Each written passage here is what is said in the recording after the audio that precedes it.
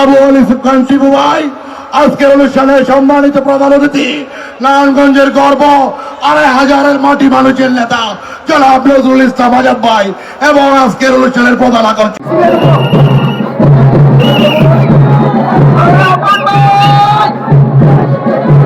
উপস্থিত সকল পর্যায়ের নেতৃবৃন্দ, মহানগর বিএনপি, ছাত্রদল, যুবদল।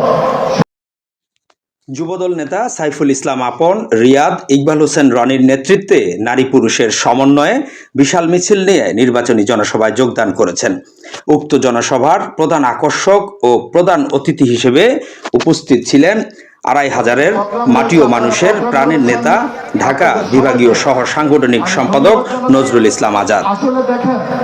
নারায়ণগঞ্জ ৫ আসনের ধানের শীষের প্রার্থী মাসুদুজ্জামান মাসুদ বলেছেন, তিনি সরাসরি মাঠে না থাকলেও দলের কঠিন সময়ে এবং নেতাকর্মীদের দুঃসময়ে তাদের পাশে ছিলেন। তিনি বলেন, এখানে আমি কেউ না, দায়িত্ব আপনাদের, মহানগর, থানা, ওয়ার্ড, ইউনিট এবং অঙ্গ সংগঠনের নেতাকর্মীদের। টিপু ভাই আমার বন্ধু মানুষ হলেও তিনি মহানগর বিএনপির কাণ্ডারি। কখন কি করতে হবে সবকিছু তার নখদর্পণে। নারায়ণগঞ্জ ৫ আসনের নির্বাচনী জনসভা সফল করার লক্ষ্যে সভার প্রধান বক্তা হিসেবে এসব কথা বলেন তিনি।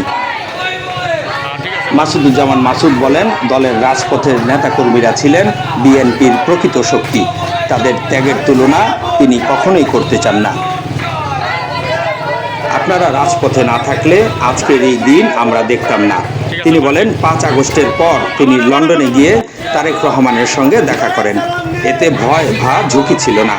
তিনি আমাকে জিজ্ঞেস করেন, কেমন আছেন? বললাম, শ্বাস নিতে পারছি স্বাধীনভাবে। এ সময় নির্বাচনী জনসভায় উপস্থিত ছিলেন নারায়ণগঞ্জ মহানগর যুবদলের আহ্বায়ক মনিরুল ইসলাম সজল, মহানগর যুবদলের সদস্য সচিব শাহেদ আহমেদ এবং নির্বাচনী জনসভার প্রধান অতিথি হিসেবে ছিলেন ঢাকা বিভাগীয় সহ সাংগঠনিক সম্পাদক নজরুল ইসলাম আজাদ।